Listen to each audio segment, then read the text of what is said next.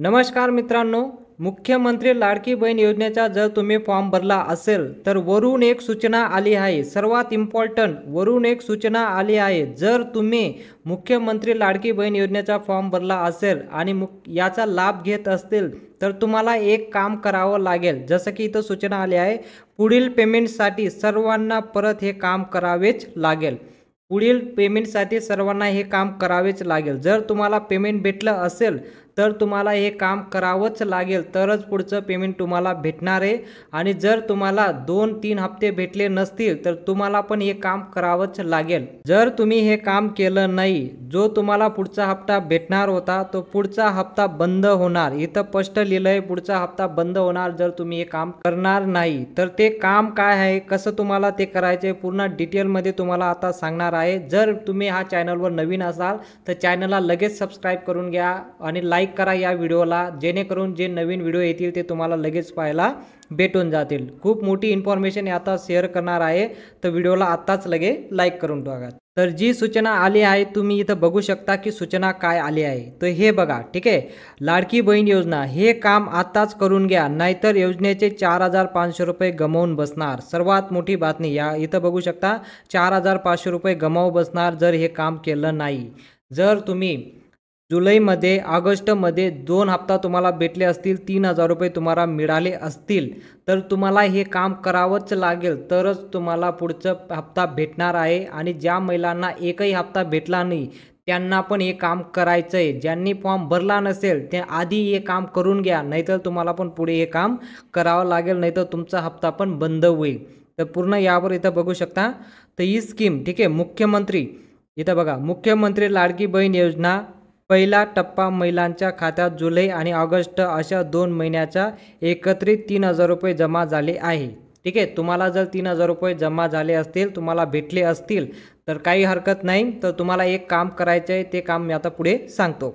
आता सप्टेंबर महिन्यात महिलांच्या खात्यात पैसे जमा होणार आहे। आता सप्टेंबर महिना चालू आहे, या महिन्यात तुमच्या बँकमध्ये हप्ता जमा होणार आहे। तो कसा होणार आहे, तर यासाठी तुम्हाला हे काम करावं लागेल। जसं की इथं बघा, आता इथं बघू शकता, पण ज्या महिलांनी 31 जुलै नंतर अर्ज केला आहे त्यांच्या खात्यात थेट 4500 रुपये डिपॉझिट होणार आहे। डिपॉझिट यानी की जमा होणारे तुमच्या खात्यामध्ये 4500 रुपये, ठीक आहे, जमा होणार आहे। पण तत्पुरती हे काम आत्ताच करून घ्या, नाहीतर लाडकी बहीण योजनेचे पैसे तुमच्या खात्यात जमा होणार नाही। वरूनच सूचना आली आहे बघा, जर तुमच्या खात्यामध्ये पैसे जमा झाले असतील 3000 रुपये तर तुम्हाला तत्पुरती हे काम करून घ्यायचंच आहे। जर तुम्ही हे काम केलं नाही तर पुढचा हप्ता जमा होणार नाही। तर ते काम कसं, पुढे बघूया, पुढे बघा, ठीक आहे, इथं बघा, ज्या महिलांनी 31 जुलै नंतर अर्ज भरला आहे त्या महिलांना आता जुलै, ऑगस्ट आणि सप्टेंबर असे एकत्रित मिळून 4500 रुपये खात्यात जमा होणार आहे। तर त्या महिलांचे अर्ज आधीच मंजूर आहेत त्यांच्या खात्यात, ज्या महिलांचे आधीच फॉर्म मंजूर झाला आहे त्यांच्या खात्यात इथं बघा, त्यांच्या खात्यात सप्टेंबर महिन्याचा हप्ता म्हणजे 1500 रुपये जमा होणार आहे। जर 3000 रुपये तुम्हाला भेटले असतील, 2 महिन्याची पेमेंट भेटली असेल तर तुम्हाला इथं 1500 रुपये जमा होणार आहे तुमच्या बँक अकाउंटमध्ये। ही सर्वात मोठी बातमी आहे, हे लक्षात ठेवायचं। 1500 रुपये जमा होणार आहे तुमच्या खात्यात, ठीक आहे। पण ते कसं होणार, त्याआधी तुम्हाला एक काम करावं लागेल आता, ठीक आहे। आता ज्या महिलांचा अर्ज भरला आहेत आणि त्यांचे अर्ज मंजूर व्हायचे आहेत त्या महिलांचे अर्ज मंजूर व्हायला आता सुरुवात झाली आहे।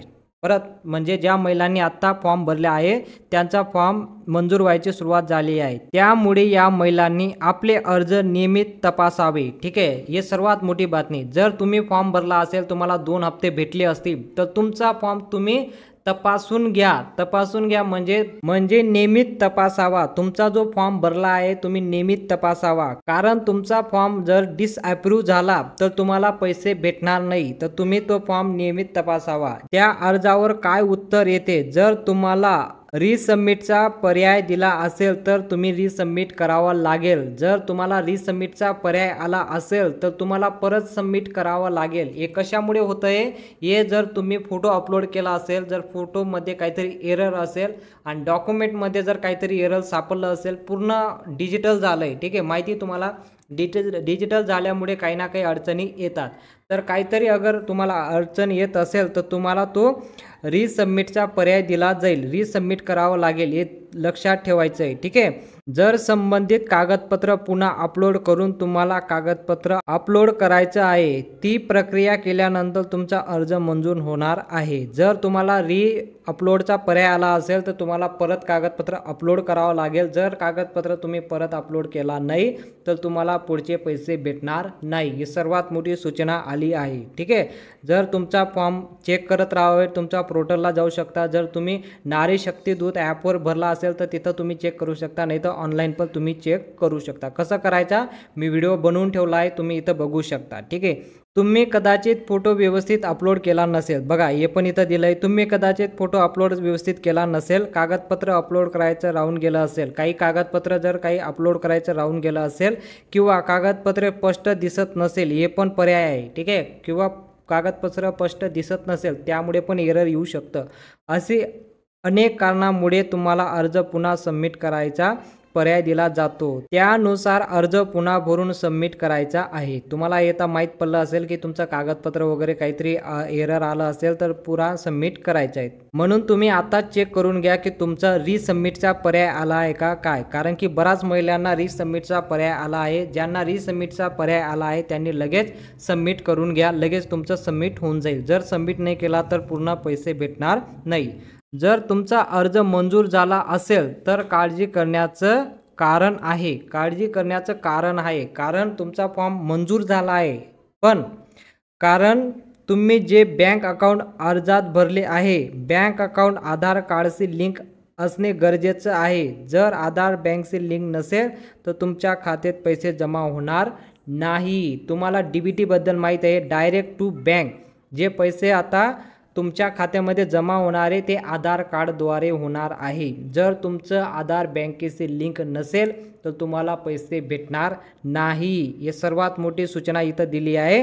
तर सर्वात आधी तुम्ही तुमचा चेक करून घ्या, तुमचं आधार कार्ड तुमच्या बँकशी लिंक झालं आहे की नाही. तर सर्वात आधी ते तुम्ही चेक करून घ्या. त्यामुळे आधी तुमचे बँक अकाउंट आधार कार्ड लिंक आहे का हे तपासून घ्या. नसेल तर लगेच बँक अकाउंट आधार कार्ड लिंक करून घ्या. बघा ती सूचना आली आहे. तर सर्वात आधी तुम्ही चेक करून घ्या तुमचं आधार कार्ड बँकेची लिंक आहे की नाही. ठीक आहे. हे इथं एवढी सूचना आली होती. तर अशी सूचना वरून आली आहे, पूर्ण GR आला आहे. तर तुम्ही हे लवकरात लवकर करून घ्या, नाहीतर जो पुढचं पेमेंट येणार आहे, जो पुढचा हप्ता येणार आहे ते तुम्हाला भेटणार नाही. सर्वात आधी तुम्ही चेक करा तुमचा फॉर्मबद्दल रिसबमिटचं ऑप्शन आलं असेल तर त्याला रिसबमिट करा. तिथं कागदपत्र अपलोड करा जे तिथं पेंडिंगला दिलं असेल. जर तुम्हाला ही माहिती आवडली असेल तर चॅनलला सबस्क्राईब करा, बेल आयकनला ऑलला सिलेक्ट करा आणि या व्हिडिओला लाईक करून घ्या. तर चला भेटूया पुढच्या व्हिडिओमध्ये.